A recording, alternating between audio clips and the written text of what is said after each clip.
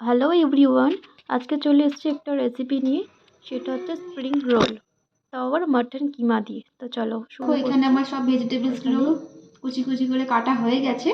তো রেসিপিটা এবার রেডি করতে হবে। তো গাজর কুচি, পেঁয়াজ কুচি, মটরশুঁটি, ধনিয়া পাতা, এখানে হচ্ছে আদা রসুনটা স্লাইস করে কাটা, টমেটো, একটা স্প্রিং অনিয়ন, কাঁচা লঙ্কা কুচি, ক্যাপসিকাম, বাঁধাকপি, আর আছে কি বিনস।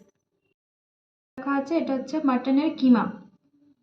সয়া বড়িগুলোকে ভিজিয়ে রাখা পাত্রের মধ্যে আমি ময়দা নিয়ে নিচ্ছি, তার সাথে দেব লবণ পরিমাণ মতো।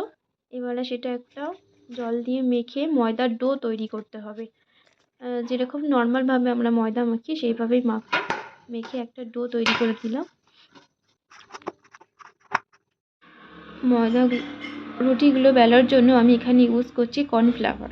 তো তোমরা চাইলে ময়দাও ইউজ করতে পারো, কিন্তু কর্নফ্লাওয়ারটি ইউজ করলে ভাঁজটা খুব ভালো হয়, ওই কারণে কর্নফ্লাওয়ার ইউজ করলাম। ওই কর্নফ্লাওয়ার দিয়ে রুটিগুলোকে বেলে নিচ্ছি মাঝারি সাইজের, খুব বড় করবো না, মাঝারি সাইজের করে নিচ্ছি। নিয়ে একটা সাইডে রেখে দিচ্ছি। দেওয়ার পর ওইগুলো মাঝারি সাইজের রুটি বেলা যেগুলো, সেইগুলোকে একসাথে আবার কর্নফ্লাওয়ার পাটে পাটে দিয়ে একসাথে একটা মিডিয়াম সাইজ একটা করব। করার পর দেখো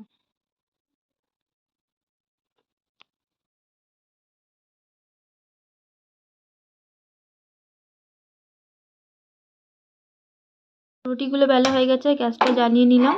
নেওয়ার পর তাওয়াটা বসিয়ে দিলাম, একটু গরম হলে বেলে রাখা রুটিগুলোকে আমি দিলাম। দিয়ে হালকা করে ভাপাবো, খুব ভালো করে ভাপাবো না, বেশি যদি ভাপানো হয়ে যায় তাহলে রোল পাকানো যাবে না। তাই জাস্ট একবার দিয়েই সঙ্গে সঙ্গে উল্টে দেবো।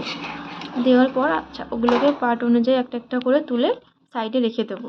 বেশি হয়ে গেলে কিন্তু ওটা হবে না, রোল পাকানো যাবে না, তখন কিন্তু ভেঙে যেতে পারে।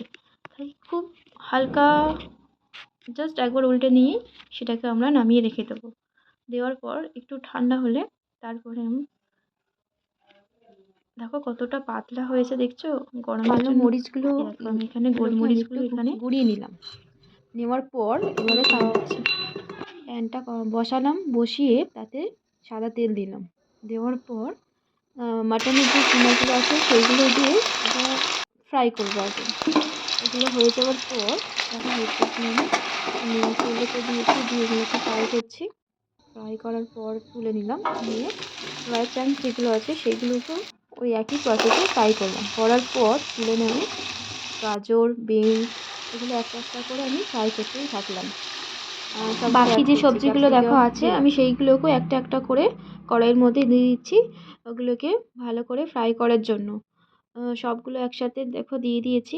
দেওয়ার পর ওগুলোকে ভাজতে হবে, ফ্রাই করতে হবে, একটু টাইম লাগবে, কিন্তু হয়ে হয়ে যাওয়ার পর ওগুলোকে দেখো কিভাবে করছি। এবারে আস্তে আস্তে একটা করে মশলা এতে অ্যাড করব। এই দেখো কালো মরিচগুলো গুঁড়ো করে রেখেছিলাম সেগুলোর মধ্যে দিয়ে দিলাম। এবারে লবণ দিচ্ছি পরিমাণ মতো, স্বাদ যেরকম, নাহলে তো লবণ না দিলে স্বাদই হবে না। আর দিচ্ছি ম্যাগি মশলা, টেস্টটা যাতে আরও একটু বাড়ে। আর এর সাথে দিচ্ছি আমি সয়া সস, সেটা তোমরা তোমাদের মতো পরিমাণ মতো দিতে পারো, কম বেশি হতেই পারে, আর যেটা ভালো লাগে। এবারে দেখো এভাবে দিয়ে আমি এটা ফ্রাই করছি। এই যে এটা আমার হয়ে এটা গেলে এবারে পুরোটা প্রায় রেডি হয়ে এসেছে, হবে একটুখানি বাকি আছে, এটা করলেই চলো হয়ে যাবে। সেটাও দিয়ে দেওয়া যাক। এবারে দেবো কি পার্সেল। পার্সেলগুলো ছড়িয়ে দিলাম। দেওয়ার পর একদম শেষে দিয়ে এবারে গ্যাসটা নিভিয়ে দিলাম। দেওয়ার পর আমি পুরটা পুরোপুরি রেডি, তাই আমি এটাকে নামিয়ে নিচ্ছি।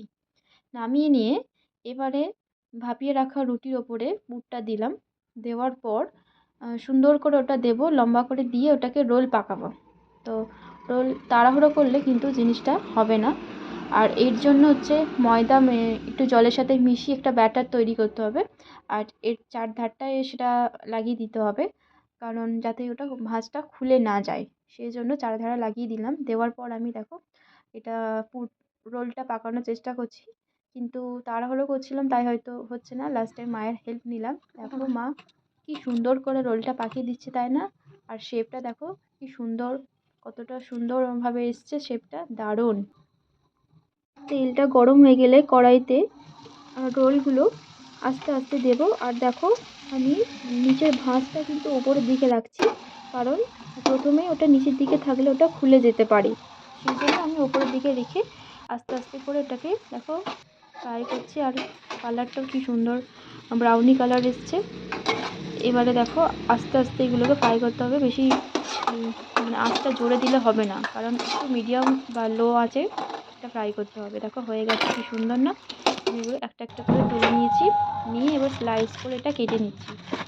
নেওয়ার পর দেখো কি সুন্দর কতটা মানে ক্রিস্পি ক্রাঞ্চি ভাবটা এসেছে। এবারে দেখো এভাবে আমি রেডি করে নিয়েছি। এবারে এটা খেয়ে দেখতে হবে কীরকম হয়েছে। শুরু করা যাক, খেয়ে দেখি এতক্ষণ করলাম কীরকম হয়েছে, কতটা টেস্টি হয়েছে। হুম হুম হুম দারুণ হয়েছে, বেশ ভালো হয়েছে। কতটা ক্রাঞ্চি ভাবটা এসছে দেখো, দেখো ভিতরে পুরটাও কতটা সুন্দর এসছে, দেখতেও ভালো লাগছে যেরকম, খেতেও ঠিক ততটাই ভালো লাগছে। তো চাইলে তোমরাও বাড়িতে এইভাবে বানাতে পারো। আর রেসিপিটা কিভাবে করলাম ওইভাবেই বানাতে পারো। চিকেন দিয়ে সবাই খেয়েছো, কিন্তু মাটন দিয়ে একবার ট্রাই করে দেখো, দারুণ। আর খাবে দেখো কতটা। তোমরাও এইভাবে বানিয়ে খেয়ে আমাকে বলো কীরকম হয়েছে। আর আজকের মতো এখানেই টাটা, দেখা হবে নেক্সট কোনো ভিডিওতে।